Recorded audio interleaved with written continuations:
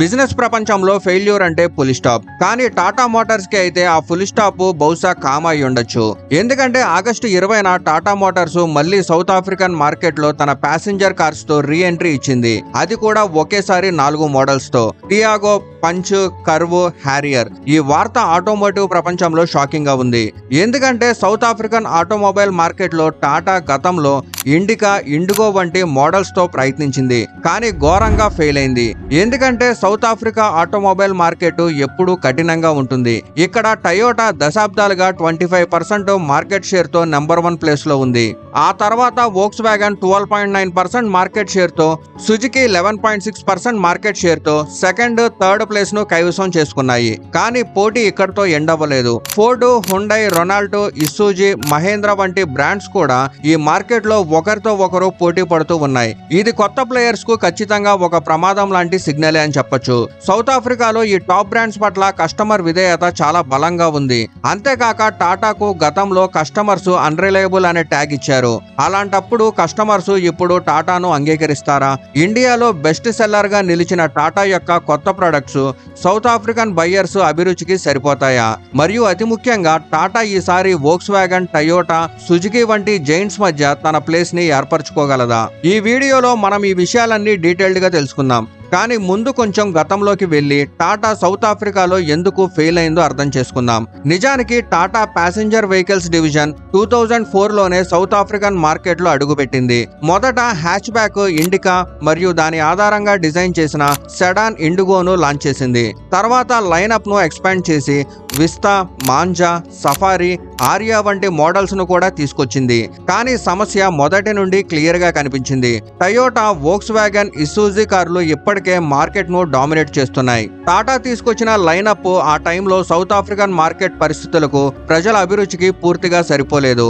అంతేకాక కస్టమర్స్ కు అతిపెద్ద సమస్య సర్వీస్ సెంటర్లు మరియు డీలర్షిప్ నెట్వర్క్. సౌత్ ఆఫ్రికా అనేది ఒక రకమైన మార్కెట్. ఇక్కడ బయ్యర్స్ కేవలం కార్ క్వాలిటీని మాత్రమే చూడరు, ఆఫ్టర్ సేల్ సపోర్ట్ ని కూడా చాలా సీరియస్ గా తీసుకుంటారు. టాటా విషయంలో స్పేర్ పార్ట్స్ అవైలబిలిటీ బలహీనంగా ఉంది. సర్వీస్ స్టాండర్డ్స్ కాంపిటీటర్స్ తో పోలిస్తే చాలా తక్కువగా ఉన్నాయి. అంతేకాక బ్రాండింగ్ సమస్య కూడా ఉంది. సౌత్ ఆఫ్రికాలో టాటాను బడ్జెట్ కంపెనీగా చూశారు. వారి కార్లు సెకండ్ క్లాస్ ఆప్షన్ గా భావించారు. అయితే Toyota, Volkswagen premium perception ను సృష్టించాయి. ఈ కారణంగా టాటా ప్యాసింజర్ కార్స్ ని సౌత్ ఆఫ్రికాలో అంగీకరించలేదు. అందుకే రిజల్ట్ క్లియర్ గా వచ్చింది. అమ్మకాలు అయితే జరగలేదు. అందుకే 2019లో టాటా మోటార్స్ తన ప్యాసింజర్ వెహికల్ బిజినెస్ ను అక్కడి నుండి మూసేసింది. ఇప్పుడు ప్రశ్న ఏంటంటే, టాటా ఒకసారి ఫెయిల్ అయినప్పుడు టయోటా, సుజుకి, వోక్స్ వ్యాగన్ వంటి జైంట్స్ ఇప్పటికే ఉన్న మార్కెట్ లో మహేంద్ర, రొనాల్డో, నిస్సాన్, ఫోర్డ్ వంటి బ్రాండ్స్ ఒకరితో ఒకరు పోటీ పడుతున్న మార్కెట్ లో టాటా మళ్ళీ ఎందుకు ఎంటర్ అవుతుంది? గత 10 నుంచి 15 సంవత్సరాల్లో టాటా మోటార్స్ తనను తాను చాలా ట్రాన్స్ఫార్మ్ చేసుకుంది.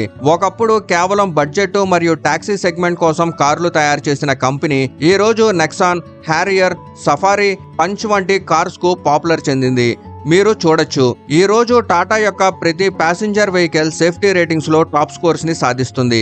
డిజైన్ విషయంలో ఇంటర్నేషనల్ బ్రాండ్స్ కు గట్టి పోటీ ఇస్తుంది. ఫీచర్స్ విషయంలో కూడా మోడర్న్ ఇన్స్పిరేషన్ ను సృష్టిస్తుంది. అంటే టాటా యొక్క ప్రస్తుత ప్యాసింజర్ వెహికల్స్ లైనప్ దాని పాత ఇమేజ్ ను పూర్తిగా మార్చేసింది. అంతేకాక సౌత్ ఆఫ్రికా టాటాకు కేవలం ఒక దేశం మాత్రమే కాదు, ఒక గేట్వే. ఎందుకంటే సౌత్ ఆఫ్రికా అనేది ఆఫ్రికాలో అత్యంత అభివృద్ధి చెందిన ఆటో మార్కెట్. గత సంవత్సరం అక్కడ 3,51,302 కార్లు అమ్ముడయ్యాయి. ఇది 2023 కంటే 1.1% ఎక్కువ. ఇండియన్స్ అయిన మనకు ఈ నంబర్స్ పెద్దగా అనిపించకపోవచ్చు. ఎందుకంటే ఇండియాలో ఒక నెలలో ఇంతకంటే ఎక్కువ ప్యాసింజర్ కార్స్ అమ్ముడవుతాయి. కానీ జనాభా మరియు ఆఫ్రికా ఖండం పరిశీలిస్తే ఇది మంచి నంబర్. అందుకే టాటా సౌత్ ఆఫ్రికాలో స్థిరపడి 4 to 5% మార్కెట్ ను కైవసం చేసుకుంటే ఫ్యూచర్ లో ఆఫ్రికా ఖండం మొత్తంలో ఎక్స్పాండ్ అవ్వగలదు. ఎందుకంటే 2030 నాటికి African passenger car market $25.5 billion కు చేరుకుంటుందని అంచనా. అంతేకాక టాటా సౌత్ ఆఫ్రికాలో రీ ఎంట్రీ చేయడానికి మరో కారణం గ్లోబల్ బ్రాండ్ ఇమేజ్. టాటా మొదటిసారి సౌత్ ఆఫ్రికాలో వచ్చినప్పుడు వాళ్ళ దగ్గర జాగ్వార్, ల్యాండ్ రోవర్ వంటి బ్రాండ్స్ లేవు. కానీ ఈ రోజు టాటా దగ్గర అద్భుతమైన యాక్విజిషన్స్ ఉన్నాయి. 2026లో టాటా యూరోప్లోని అతిపెద్ద ట్రక్ కంపెనీ ఇవాకో గ్రూప్ ని కూడా సొంతం చేసుకోనుంది. సౌత్ ఆఫ్రికన్ మార్కెట్లో land rover premium car segment లో 5th ప్లేస్ లో ఉంది. దీనివల్ల ఈసారి టాటా ప్యాసింజర్ వెహికల్స్ కు ఒక రకమైన హాలో ఎఫెక్ట్ లభిస్తుంది. అంటే ఇప్పుడు ప్రతి కస్టమరు టాటాను రిజెక్ట్ చేసే ముందు ఒకసారి ఆలోచిస్తాడు. జాగ్వార్, ల్యాండ్ రోవర్ వంటి బ్రాండ్స్ ను సొంతం చేసుకున్న కంపెనీ ఇవాకో వంటి జైంట్స్ ను అక్వైర్ చేయబోతున్న కంపెనీ ప్రొడక్ట్స్ ఖచ్చితంగా నమ్మదగినవే అయి ఉంటాయి. కానీ టాటాకు అతిపెద్ద ట్రంప్ కార్డ్ ఏమిటంటే వాళ్ళ electric vehicles portfolio. South Africa ఇంకా ఈవీ అడాప్షన్ లో స్టార్టింగ్ స్టేజ్ లో కూడా లేదు. కేవలం 3% మార్కెట్ షేర్ మాత్రమే ఉంది, అది కూడా హైబ్రిడ్స్ ను కలిపి. కానీ ప్రభుత్వం మరియు ఇండస్ట్రీస్ ఈవీ ఇన్ఫ్రాస్ట్రక్చర్ లో పెట్టుబడులు పెట్టడం ప్రారంభించాయి. టాటా ఇండియాలో 62% మార్కెట్ షేర్ తో ఈవీస్ లో లీడర్ గా ఉంది. టాటా యొక్క Punch, Tigor, Harrier EV versions South Africa యొక్క స్తోమత మరియు డిమాండ్ కు సరైన ఆప్షన్స్ గా నిలుస్తాయి. అందుకే ఈ రీఎంట్రీ ద్వారా టాటా ఫాస్ట్ మూవర్ అడ్వాంటేజ్ ను సాధించగలదు. దీనివల్ల వాళ్ళ ఫ్యూచర్ గ్రోత్ కి బలమైన పునాది ఏర్పడుతుంది. కానీ ఈ రీఎంట్రీ అవకాశం ఎంత పెద్దదో అంతే పెద్ద రిస్క్ కూడా. ఎందుకంటే సౌత్ ఆఫ్రికాలో ఇప్పటికీ అదే పోటీ ఉంది. టయోటా ఇప్పటికీ అతిపెద్ద ప్లేయర్. వోక్స్ వ్యాగన్ తన పోలో, అమర్కో వంటి మోడల్స్ ద్వారా డామినేషన్ చెలాయిస్తుంది. ఇస్సుజు పికప్ సెగ్మెంట్ లో బలమైన హోల్డ్ ని కలిగి ఉంది. అంటే టాటా ఇప్పటికీ అదే జైంట్స్ తో పోరాడాలి. డిఫరెన్స్ ఏంటంటే ఈసారి టాటా దగ్గర బెటర్ కార్స్ ఉన్నాయి. కానీ కార్స్ కంటే ముఖ్యమైనది వాళ్ళ డీలర్షిప్ మరియు ఆఫ్టర్ సేల్ స్ట్రాటజీ. ఈసారి టాటా సర్వీసు మరియు సపోర్ట్ విషయంలో రాజీ పడితే సౌత్ ఆఫ్రికాలో జీవించడం వాళ్ళకి చాలా కష్టమవుతుంది. అంతేకాక సౌత్ ఆఫ్రికన్ బయ్యర్స్ కు నమ్మకం చాలా పెద్ద ఫ్యాక్టర్. వారికి గుర్తుంది టాటా గతంలో వచ్చి తమ బ్యాడ్ సర్వీసు మరియు తక్కువ క్వాలిటీ కారణంగా వెళ్లిపోయిందని. కొంతమంది కస్టమర్స్ కు టాటా యొక్క కస్టమర్ సపోర్టు వేరే బ్రాండ్స్ తో పోలిస్తే వాళ్ళ సొంత దేశంలో కూడా చాలా బలహీనంగా ఉందని తెలుసు. అయితే టాటా సక్సెస్ కు ఫార్ములా ఏమిటి? ఆగస్టు 21న టాటా ఇప్పటికే 4 మోడల్స్ ను లాంచ్ చేసింది. Harrier, Curvv, Tigor, Punch. కానీ సౌత్ ఆఫ్రికాలో పికప్ ట్రక్స్ మరియు ఫుల్ సైజ్ ఎస్యూవీలకు చాలా డిమాండ్ ఉంది. అందుకే ఫ్యూచర్ లో టాటా జెనాన్ వంటి పికప్ ట్రక్స్ ను మోడర్న్ కస్టమైజేషన్ తో రీలాంచ్ చేయాలి. మహేంద్ర స్కార్పియో పికప్ వర్షన్ ను సౌత్ ఆఫ్రికా మరియు ఆస్ట్రేలియాకు ఎక్స్పోర్ట్ చేసినట్లు.